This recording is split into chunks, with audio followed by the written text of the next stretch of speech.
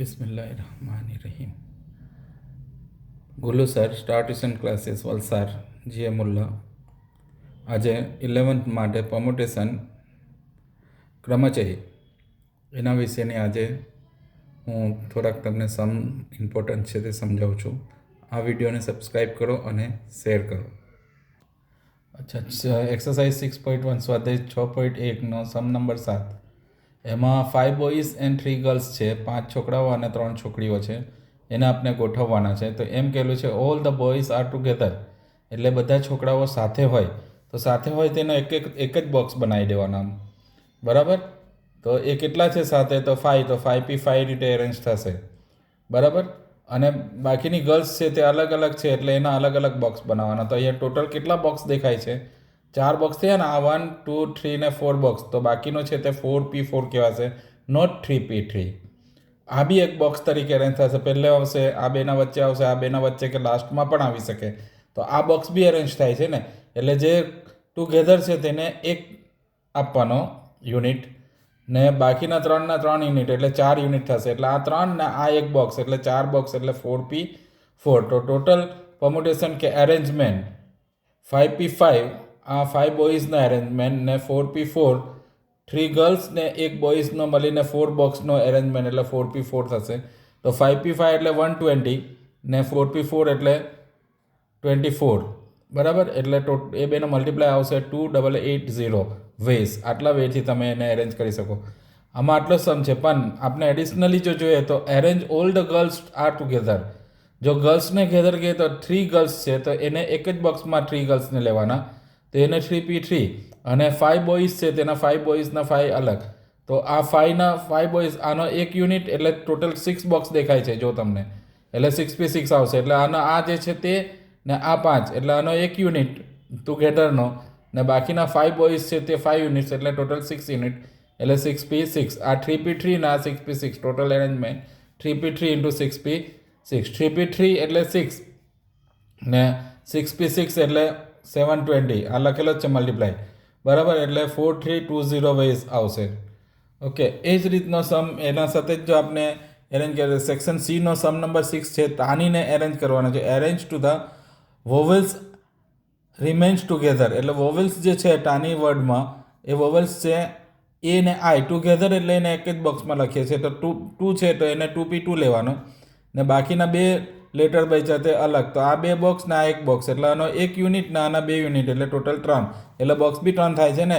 એટલે બાકીના 2 નહીં પણ બાકીના કેટલા આવશે? 3p3. તો આ ટુગેધર 2p2 વોવેલ્સ, ને બાકીના જે છે 2 પ્લસ ગેધરવાળો એક બોક્સ એટલે 3p3 થશે. એટલે ટોટલ અરેન્જમેન્ટ આવશે 2p2 into 3p3 એટલે આ 2 આવશે ને આ 6 એટલે 12 વેઝ થશે. Same among be arrange so that vowels are not together. તો ટુગેધર જે રીતે ફાઇન કર્યો તે રીતે જ ફાઇન કરી લેવાનો. પછી નોટ ટુગેધર કરવાનો હોય તો ટોટલ અને અરેન્જમેન્ટ ફાઇન કરવાનું. એટલે એમાં વોવેલ્સ એ ને ઓ છે તો MNNG, બરાબર છે. તો આ 2p2 ને આ 3 યુનિટના આ એક યુનિટ એટલે 4 યુનિટ, બરાબર. એટલે 4 બોક્સ ને બાકીનો અરેન્જમેન્ટ. તો ટોટલ અરેન્જમેન્ટ ટુગેધરના, તો ટુગેધરના આન્સર આવશે 72. હવે આમાં ફાઇન નહીં કરેલો મળે, પણ મેં તમને કહું છું તો આ ટોટલ જે છે 5 વર્ડ્સ છે તો 5ને એરેન્જ કરશો તમે 5p5 એટલે 120 આવશે. તેમાં ટુગેધરવાળા 72 માઇનસ કરવાના એટલે નોટ ટુગેધર ફાઇન કરવાના. Not together is equal to 120 minus 72 કરવાના, બરાબર. એટલે 48 આવશે વેઝ, જે આમાં લખવાનો રહી ગયેલો છે, મેં તમને સમજાવી દીધો. એટલે નોટ ટુગેધર હોય તો બી ટુગેધર જ ફાઇન કરવાનો. પછી ટોટલ લેટર્સ છે 5 છે તો 5p5 ફાઇન કરો એટલે 120 આવશે. તેમાંથી આ ટુગેધર 72 માઇનસ કરી નાખો, એ નોટ ટુગેધર કહેવાશે. ઓકે, ચાલો. એના પછી જે સમ છે તે આ ટાઈપના છે કે 4 boys and 3 girls, no 2 boys and no 2 girls are together. એટલે કે અલ્ટરનેટિવ આવે એમ કહેવા માંગે છે. તો આમાં જેના નંબર્સ વધારે હોય તેનાથી શરૂઆત કરવાની. એટલે boys girls, boys girls, boy girl, બરાબર. તો બોયઝ જે છે તે છેલ્લે આવશે. નહીં તો જો તમે ગર્લ્સથી શરૂઆત કરશે તો 2b એટલે 2 બોયઝ સાથે થઈ જશે. એટલે જે વધારે હોય તેને જ પહેલે લખવાનો. તો આ રીતનું અરેન્જમેન્ટ થશે. તેમાં બોયઝના 4 બોયઝ છે ને એના માટે પ્લેસ બી 4 છે એટલે 4 પ્લેસીસ 4p4 એન્ડ 3 ગર્લ્સના 3 પ્લેસીસ છે એટલે 3p3. તો total arrangement 4p4 into 3p3 4p4 એટલે 24 ને 3p3 એટલે 6 એટલે એ બેનો મલ્ટીપ્લાય આવશે 144 વેઝ. બરાબર. એ જ રીતના સેક્શન ડીનો સમ નંબર 2 છે, એમાં 4 બોયઝ એન્ડ 4 ગર્લ્સ છે. No 2 boys and no 2 girls are together appear together એટલે અલ્ટરનેટ લેવાનો હોય. તો આમાં બેઉનો નંબર ઓફ સેમ નંબર છે, તો બોયઝથી ચાલુ કરીને બી તમે લખી શકો 4 પેર્સ ને ગર્લ્સથી ચાલુ કરીને બી 4 પેર્સ લખી શકો. એટલે અહીંયા ઓર તમારે બની શકે, આમાં ઓર બનતો નહીં મળે, તમારા પાસે ઓપ્શન નહીં મળે તેમાં કેમ કે એક ગર્લ્સ ઓછી છે, તેમાં એક ગર્લ ઓછી છે. બરાબર. તો આના 4 બોયઝના પ્લેસ 4p4 એન્ડ 4 ગર્લ્સના પ્લેસ 4p4 આ એરેન્જ થશે. ઓર એટલે પ્લસ બીજા આમાં બી 4 ગર્લ્સના 4 એરેન્જમેન્ટ ને 4 બોયઝના 4 એરેન્જમેન્ટ 4p4 તો ટોટલ એરેન્જમેન્ટ. તો આ 4p4 ઇન્ટુ 4p4 પછી ઓર એટલે પ્લસ આ 4p4 ઇન્ટુ 4p4 એટલે 4p4 એટલે 24 ઇન્ટુ 24 પ્લસ 24 ઇન્ટુ 24 એટલે 576 પ્લસ 576 એટલે 1152 1152 વેઝ. બરાબર. આ જ ટાઈપનો સમ છે સેક્શન ડીનો સમ નંબર 3, એ તમારે જોઈને કરવાનો. ઓકે, ચાલો બીજા સમ છે સેક્શન ડીનો ફર્સ્ટ સમ છે 1 2 3 4 એટલે 5 નેચરલ નંબર્સ. બરાબર. 5 નેચરલ નંબરમાં કેટલો છે how many numbers can be form. તો એ ટોટલ નંબર કેટલા ફોર્મ થશે તો 5p5 5 નંબર્સ છે ને 5 પ્લેસ છે એટલે 5p5 એટલે 120 વેઝ. સેકન્ડ આન્સર છે ક્વેશ્ચન છે નંબર ગ્રેટર દેન 30,000. તો ગ્રેટર દેન 30,000 તો આ ફર્સ્ટ પ્લેસ પર 3 કે તેનાથી મોટો નંબર જ લઈ શકાય. તો આમાંથી 3 કે તેવા મોટા નંબર છે 3 4 એન્ડ 5 ને 3 4 એન્ડ 5 ના માટે પ્લેસ એક જ છે એટલે એક જ નંબર અહીંયા એરેન્જ થશે એટલે 3p1. તો આ 3 નંબરમાંથી 3 4 5 માંથી એક જ કોઈ બી 3 4 ઓર 5 એરેન્જ થશે.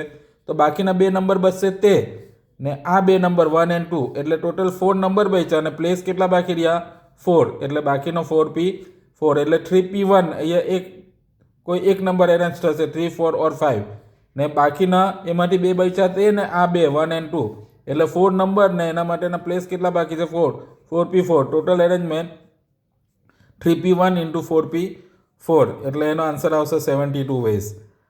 ડિવાઇડેડ બાય 5 એમ કે લો. ડિવાઇડેડ બાય એટલે યુનિટ પર જોવાનો એટલે યુનિટમાં કયો નંબર તમે આમાંથી લઈ શકો. તો જો ડિવાઇડેડ બાય 5 હોય તો યુનિટમાં 0 કે 5 હોવો જોઈએ, પણ આમાં 0 છે નહીં પણ 5 છે તો યુનિટ પર અહીંયા 5 હોઈ શકે. તો એક જ નંબર છે 5 એટલે 1p1. તો બાકીના જે 4 નંબર બચ્યા તે બાકીના 4 પ્લેસ પર ગોઠવી શકાય 4 પ્લેસ પર 4p4 એટલે total arrangement 4p4 into 1p1 4p4 એટલે 24 ને 1p1 એટલે 1 એટલે 24 વેઝ.